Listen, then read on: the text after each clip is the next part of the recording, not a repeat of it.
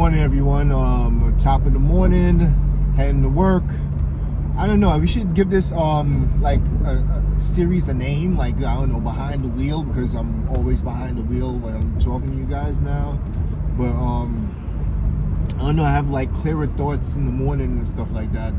That on my way driving to work. Of course, you know, if you drive a long route to work, sometimes you're sitting in your brain thinking about stuff and shit just starts coming up that makes sense to you that you want to share. So here we go.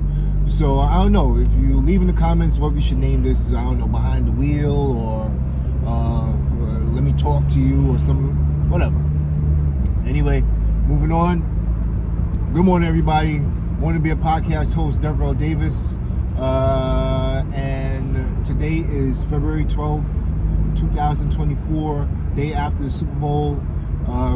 I was wrong. Kansas City won. I voted. I would have betted San Fran, and they should have won, except for two plays. If you want to look at it in the sports sense of a real, legit game that took place, and if you're a sports person yourself and you know about the game, you would know that Travis Kelce catch at the end of regulation that took them down into the 10-yard line before they kicked the field goal to tie the game was probably the biggest play of the game.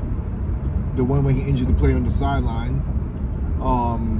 Another big play was, of course, the block extra point, which would have gave San Fran more of a lead, a 4-point lead at the time, instead of a 3-point lead, which a 3-point lead would just had them pretty much tie the game.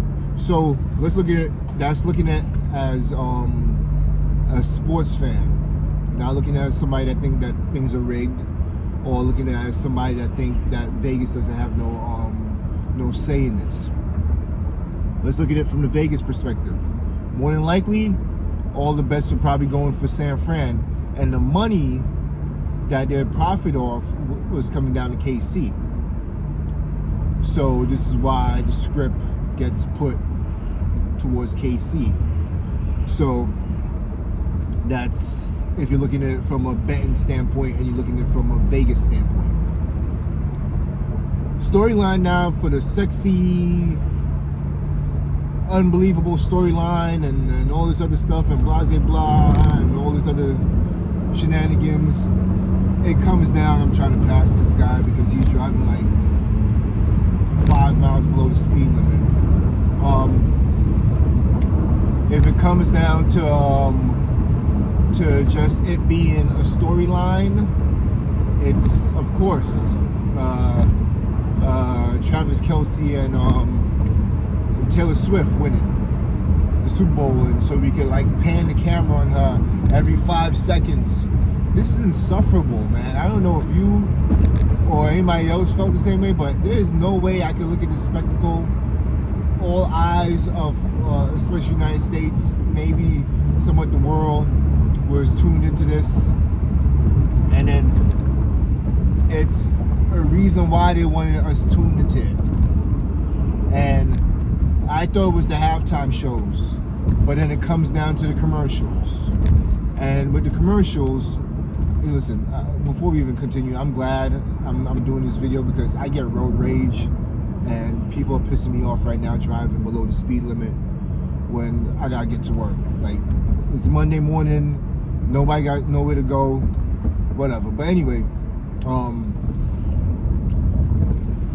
it's they wanted all eyes on this Super Bowl, and it didn't come down to the halftime show. I thought it was gonna be the halftime show with Usher or something, some demonic stuff. They did a circus theme. If you know about circuses back in the day, and animals circling around, those are more ritualistic stuff, and circuses are more ritualistic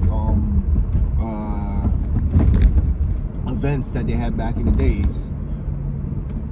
But what you noticed in the commercials was a lot of alien-themed commercials with which was getting the masses ready and prepared for things to come, more than likely. If you notice, literally every time they had a commercial break, everything was pertaining towards an alien, a big alien hovering over, a spaceship hovering over a big city. Aliens coming down to greet us. Every commercial, I forgot the companies that was, but every commercial had something similar to that, where it was an alien invasion, and pretty much it made me pause for a little bit. Like, why are we doing? Are we looking to get people comfortable? Then this takes me back to January 1st of this year in Miami, when pretty much there was supposedly a portal opening in Miami Mall.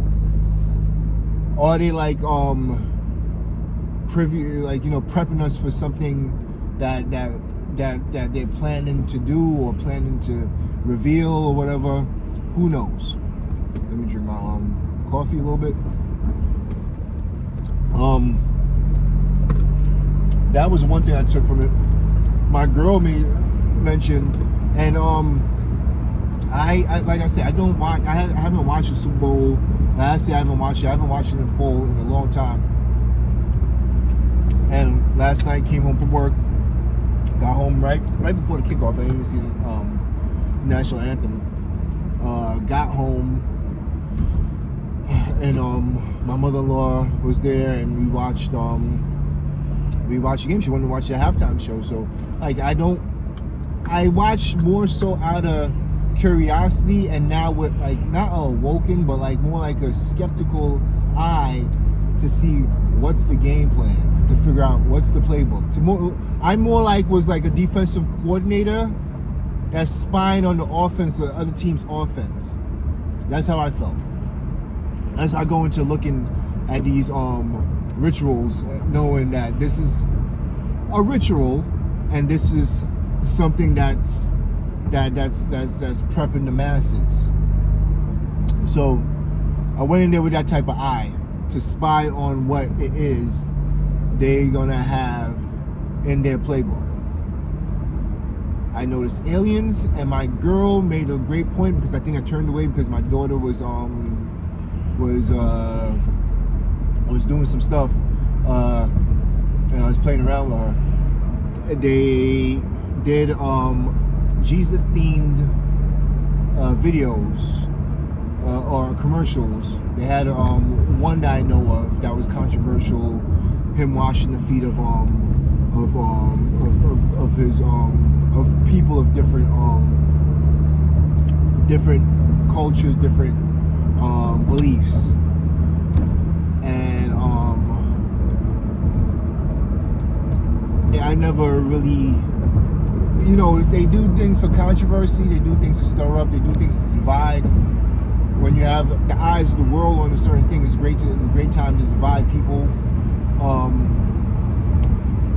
Half the time you could laugh at it, but there's some people that take it seriously, and that's the ones that they're trying to put over the top with these controversial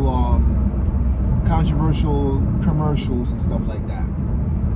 I forgot about the commercials, like I was saying.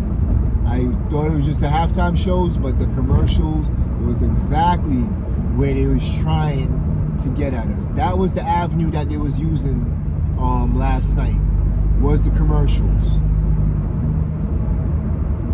They're prepping us, because I don't even really watch the commercials no more, because I used to watch them as a kid. It was interesting to find out that, $1 million for 15 seconds, $1 million for a minute, whatever the course for whatever time period. It was interesting to me. I felt like, oh, that's interesting. Let me see what it is they brought to the table. I was more into movies and stuff like that, so most of these commercials were cinematic. They have a lot of celebrities there. I was more so into believing in and wanting to be a celebrity myself and believing in celebrities and stuff. And I'm not one for that at all anymore. So going and seeing these things, the commercials has got watered down. It got too convoluted, too intricate with certain things that make no sense to me. And it was just more, just getting people to just watch a product, sell a product or whatever. But now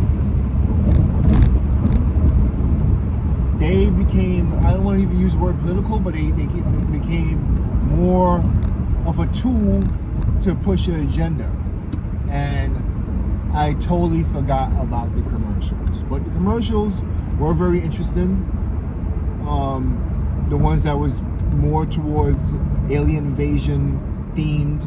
And that's what I took away from the Super Bowl was they got the masses to watch because Taylor Swift was involved in this event.